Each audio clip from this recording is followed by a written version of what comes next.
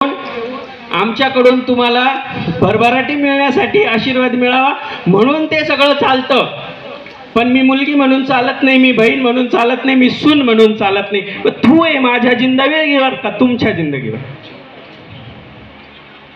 मला जन्माला घालून थुकून तुम्ही दिलं, आज ते थुकून चाटलेलं घेऊनच आम्हाला आमचं जीवन जगावं लागतंय.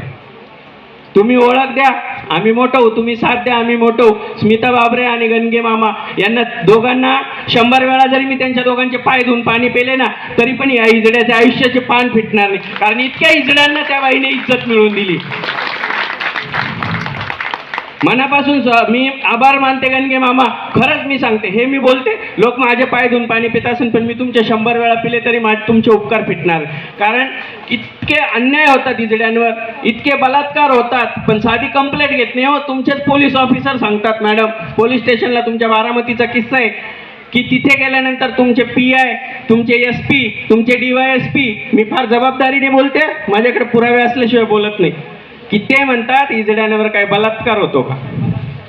पण तुम्ही शिक्षण घेऊन MPSC UPSC करून तुम्ही मोठे झाले ना, मग त्यामध्ये मेडिकल सायन्समध्ये आहे ना, तुम्हाला फक्त इजडे माहिती आहे. तुम्हाला काय माहिती कसे होतात? व्हॅजिनोप्लास्टी प्रकार माहिती? आता गर्भपिशवीपासून इजड्यांना पोरं होतात. जरा तामिळनाडू वगैरे बघा, इथले इथे गोंडा गवळतो आपण.